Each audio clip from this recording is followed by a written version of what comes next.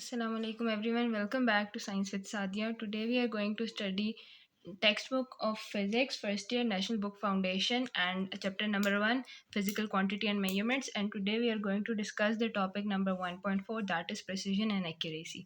Precision and accuracy जो है वो जितने भी मेजरमेंट लेते हैं उससे रिलेटेड होती है कि वो मेजरमेंट कितनी प्रिसाइज है और कितनी एक्यूरेट है। अब हम देखेंगे कि ये प्रिसिजन क्या होती है और एक्यूरेसी क्या होता है। यहाँ से देख लेते हैं। ऑब्जर्वेशंस होती हैं, उनको हम कहते हैं मेजरमेंट्स, ठीक है। अब मेजरमेंट्स को हम देखते हैं कि वो कितनी प्रिसाइज और एक्यूरेट है। Precision is measurement of a same physical quantity agree with other. इसका क्या मतलब होता है कि हमने कुछ पहले से ही वैल्यूज़ निकाली हुई होती हैं, तो उनसे कितना क्लोज होती है कोई भी वैल्यू, ठीक है।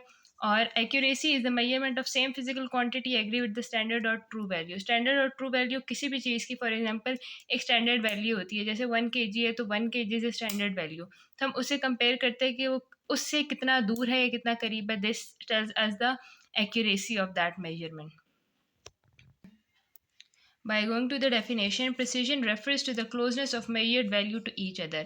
जो भी हम ऑब्जर्वेशन करते हैं, हम एक वैल्यू नहीं लेते, हम एक से ज़्यादा दफ़ा ऑब्जर्वेशंस करते हैं, एक्सपेरिमेंट्स करते हैं, जिससे हमारे पास नंबर ऑफ़ ऑब्जर्वेशन या नंबर ऑफ़ मेजरमेंट्स आ जाती हैं। तो प्रिसिजन क्या होती है कि वो एक दूसरे से कितना क्लोज हैं। यानी अगर एक 1.1 आई है, एक 1.3 आई है, एक 1.5 आई है और एक 1.4 आई है, तो 1.3 और 1.4 ज़्यादा प्रिसाइज हैं, एक दूसरे से ज़्यादा करीब हैं। While accuracy refers to the closeness of measured value to the standard। ये क्या होता है, जो हम स्टैंडर्ड एक वैल्यू होती है उससे कितना क्लोज है दैट मेजरमेंट, वो हमें बताता है एक्यूरेसी, ठीक है। ये डिफरेंस आ गया प्रिसीजन और एक्यूरेसी में से। अब हम इस एग्जांपल में से देखेंगे कि प्रिसीजन और एक्यूरेसी क्या होता है। यहाँ पे डिफरेंट बुलेट्स हैं, ठीक है, वो फायर की गई हैं, तो अब हम इनकी जितनी भी क्वांटिटीज इनसे देख के बताएंगे कि ये कितनी प्रिसाइज है और कितनी एक्यूरेट है।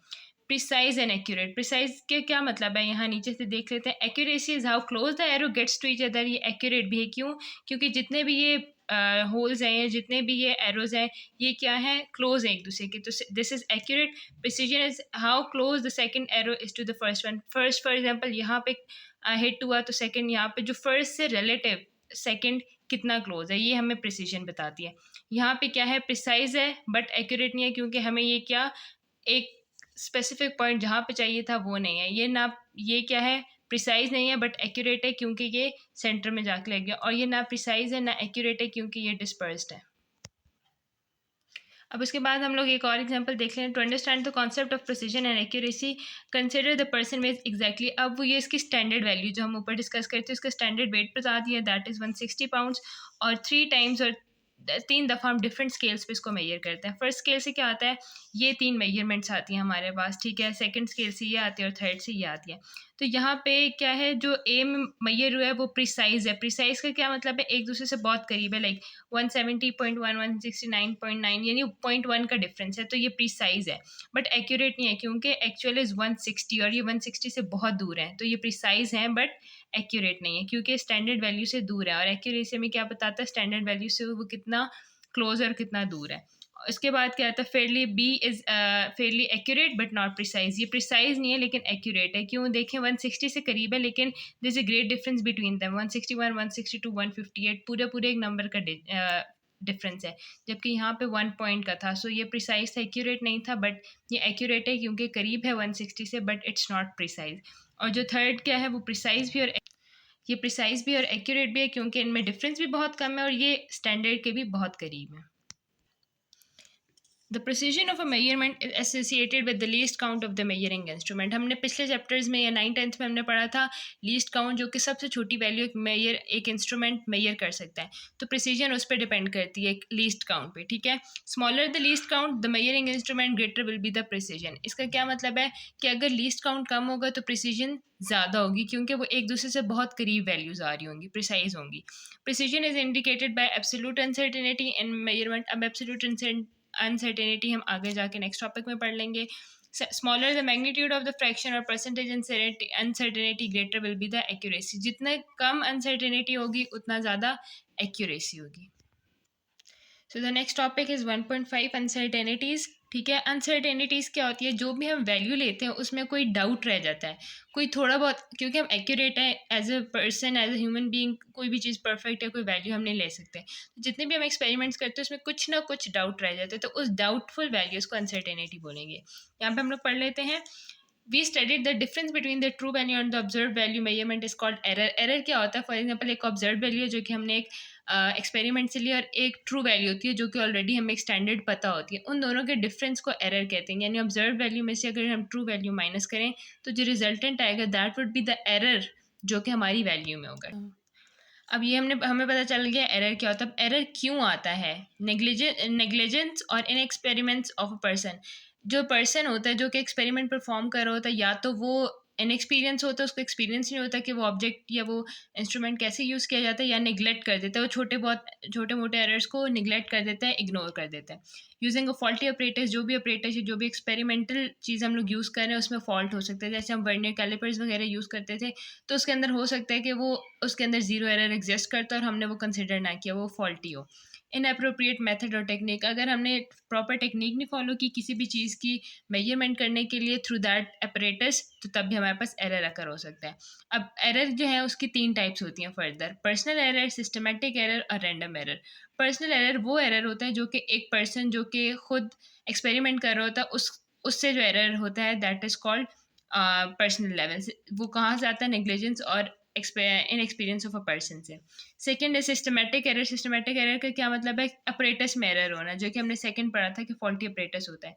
तो ये सेकंड हो गया। और रैंडम एरर, रैंडम एरर किसी भी वजह से आ सकता है कि वैल्यूज चेंज हो गई हैं, या क्लोजनेस नहीं है, एक्यूरेसी नहीं है, या प्रिसीजन नहीं है। अब ये 3 एरर्स हैं, अब इन तीनों को सॉल्व कैसे किया जा सकता है? पर्सनल एरर को हम सॉल्व कर सकते हैं थ्रू केयरफुल, यानी हम अच्छे तरीके से, आराम से और एक्सपीरियंस के साथ अगर हम ऑब्जर्वेशंस लें। सेकंड सिस्टमेटिक एरर क्या होगा? हम ऑपरेटर्स चेंज कर दें, फॉल्टी ऑपरेटर ना लें। थर्ड क्या है? Random error. क्या करेंगे? हम बहुत सारी वैल्यूज़ निकाल लेंगे और उन सबका एवरेज लेंगे, तो हमारे पास जो वैल्यू आएगी that would be the value जो जिसमें से हम रैंडमनेस या रैंडम एरर निकाल देंगे। अब हम अनसर्टेनिटी पढ़ रहे थे, तो उसकी डेफिनेशन हम लोग देख लेते हैं। Uncertainty is the range of possible values with in which the true value of the measurement lies. ये क्या होता है? एक हम रेंज देते हैं नंबर्स की कि इस रेंज में ट्रू वैल्यू एग्जिस्ट कर रही होती है। यानी एक तो होती है ना ऑब्जर्व वैल्यू, हम ऑब्जर्व वैल्यू के साथ एक रेंज दे देते हैं जिससे हम ये बताते हैं कि हमारे पास जो वैल्यू है वो ट्रू वैल्यू इस रेंज में एग्जिस्ट कर रही होती है। यहाँ पे एग्जांपल ले लेते हैं। For example, a measurement of 3.06 millimetres plus minus 2 मिली। अब ये प्लस माइनस 0.02 मिलीमीटर जो है ये हमने अनसर्टेनिटी दी हुई है, which means that the experiment is confident that the actual value of the quantity being measured between 3.04 to 3.08। यानी 3.06 है ना, इससे प्लस माइनस क्या मतलब 0.02 आगे और 0.02 पीछे, इस रेंज में ट्रू वैल्यू इसकी एग्जिस्ट कर रही होती है। ठीक है।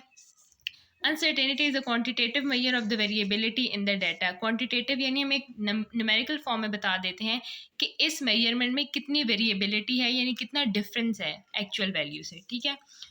उसके बाद आता है absolute uncertainty. Absolute uncertainty is equal to the least count of the measuring instrument. जो लीस्ट काउंट होता है मेजरिंग इंस्ट्रूमेंट का, that is called the absolute uncertainty of that value या of that measurement. For example, the length of a glass slab measured with metre is 37.5।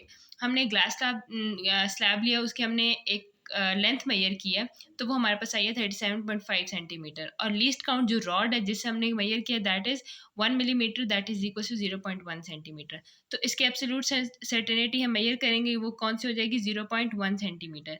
यानी अब for example हमने एक ruler लिया है, उसकी फ्रंट साइड जो है वो 20.5 सेंटीमीटर के साथ कंसाइड करी, और जो सेकंड साइड है वो 58 सेंटीमीटर। तो 0.1 सेंटीमीटर जो थी वो उसकी क्या थी? लीस्ट काउंट थी। तो अनसर्टेनिटी कितनी होगी? इस साइड पे 0.5 और इस साइड पे 0.5 सेंटीमीटर।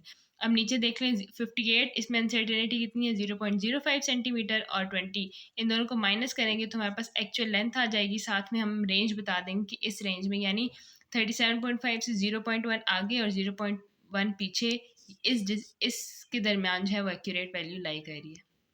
हमने एब्सोल्यूट अनसर्टेनिटी देख ली, हम देख लेते हैं कि फ्रैक्शनल अनसर्टेनिटी क्या होता है। इसका फॉर्मूला होता है absolute uncertainty over measured value. अब एब्सोल्यूट अनसर्टेनिटी हमने ऊपर पढ़ा था वो क्या था? Least count. तो लीस्ट काउंट यहाँ पे क्या था? 0.1 सेंटीमीटर, और जो मेजर की थी वैल्यू दैट वाज 37.5। 37.5 नीचे लिख लिया। जब हम इसको डिवाइड करेंगे तो हमारे पास वैल्यू आ जाती है 0.03003 जो है सेंटीमीटर। फ्रैक्शनल अनसर्टेनिटी है कि इतनी अनसर्टेनिटी एग्जिस्ट करती है। अब यहाँ पे देख लेते हैं एक्चुअल और एब्सोल्यूट सर्टेनिटी। एक्चुअल सर्टेनिटी कौन सी होती है? जो कि लीस्ट काउंट होता है। फ्रैक्शनल क्या होती है? लीस्ट काउंट ओवर जो हमने वैल्यू मेजर की हुई होती है। और परसेंटेज क्या होती है? Simply fractional uncertainty multiply by 100%, तो ये हमारे पास आ जाती है परसेंटेज अनसर्टेनिटी। अब इससे हम ये बता सकते हैं कि अगर जितनी छोटी smaller the fraction uncertainty accurate will be the answer, ठीक है, यानी जितनी अनसर्टेनिटी कम होती है उतनी एक्यूरेट आंसर होता है। सो ये हमने प्रिसीजन, एक्यूरेसी, अनसर्टेनिटी तीनों को आपस में रिलेट करके पढ़ लिया। So that's it for today, see you in the next lecture.